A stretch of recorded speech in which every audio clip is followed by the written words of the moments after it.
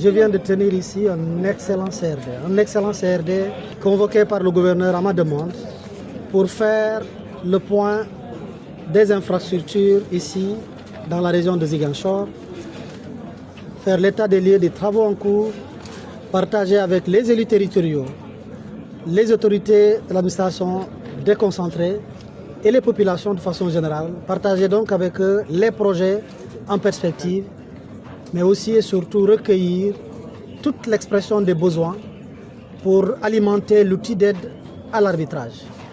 Le CRD s'est tenu, j'aurais même dit que ça a dépassé mes attentes.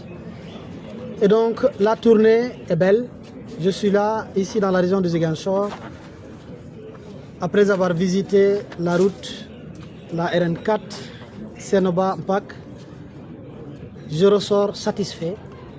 Satisfait d'abord par l'état d'avancement de cette route ô combien importante pour l'économie des trois pays. Parce que c'est une route qui, dans les études originelles, devait relier Dakar à Lagos.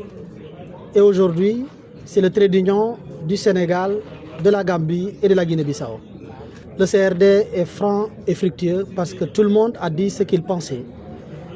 Et chacun a fait librement l'expression du besoin, particulièrement les élus territoriaux. En termes d'investissement, c'est beaucoup, mais il faut le lier et rappeler que je suis là, comme je l'ai annoncé, pour servir d'une mission d'éclaireur à la toute prochaine visite du Premier ministre, qui reviendra sur ce que je qualifie de chantiers les plus immenses. Ce sera le pont de Ziguinchor, il reviendra avec tout ce que ça emporte comme ouvrage connexe, qui va certainement changer le visage de Ziguinchor. Ce sera certainement sur l'aéroport de Ziguinchor, pour lequel nous travaillons d'arrache-pied, à la demande pressante du Premier ministre. Ce sera aussi le grand projet, d'autres grands projets, notamment sur le ferroviaire, qu'il aura lui l'honneur d'annoncer.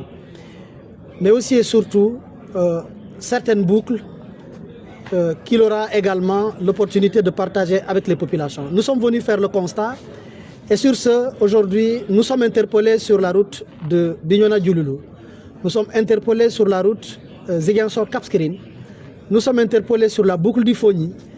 Nous sommes interpellés sur la finalisation de la RN4, notamment sur l'axe de la 54, pour laquelle beaucoup, notamment les populations de Ziguinchor, ont l'impression s'est rétréci davantage. Nous sommes interpellés sur le pont de Ziguinchor, j'en ai déjà parlé, mais nous sommes interpellés aussi sur l'axe Tobor-Ziguinchor, pour laquelle il y a également des défis à relever en termes de taille de la route. Nous sommes interpellés par les élus territoriaux sur les pistes de désenclavement. Mais le tout, a priori, va être embarqué dans le plan Diomaye pour la Casamance, et qui n'a pas seulement que les infrastructures et le désenclavement comme volet, mais nous sommes conscients de la place que les infrastructures occupent dans le cadre du désenclavement. Et pour que tous les autres ministères à qui le président de la République a demandé, via les instructions qu'il a données au Premier ministre dans le cadre des conseils des ministres, de faire un clin d'œil spécial à la Casamance dans le cadre du désenclavement, dans le cadre du développement globalement pris, et le tout dans le cadre du plan Diomaye pour la Casamance.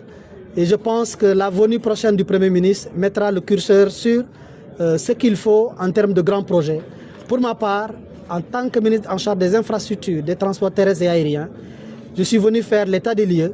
Le Premier ministre reviendra largement sur ces sujets-là. La date de la venue du Premier ministre ne tardera pas, parce que je peux vous dire que nous travaillons.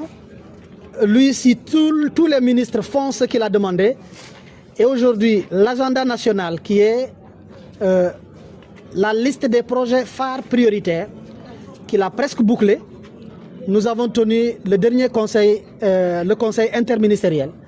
L'exposé a été fait, il a renvoyé à tous les services pour retravailler en fonction aujourd'hui des inputs et des nouvelles orientations que le chef de l'État a données.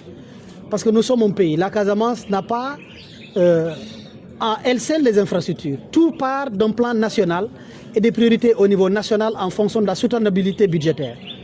Cela dit et fait, il lui revient, je ne gère pas son agenda, mais je sais qu'il nous a demandé de tout faire pour que nous soyons nous tous prêts dès ce trimestre courant, notamment avant la fin du mois de mars. Et je sais également qu'il y a une autre date remarquable, c'est la loi de finances rectificative qui est censée intervenir au mois d'avril et qui va retenir la soutenabilité budgétaire de tout ce qu'on aura à envisager dans le cadre du plan Diomaye pour la Casamance. C'est à partir de ce moment-là que le Premier ministre lui-même communiquera sur la date, mais je sais qu'il en a fait une priorité.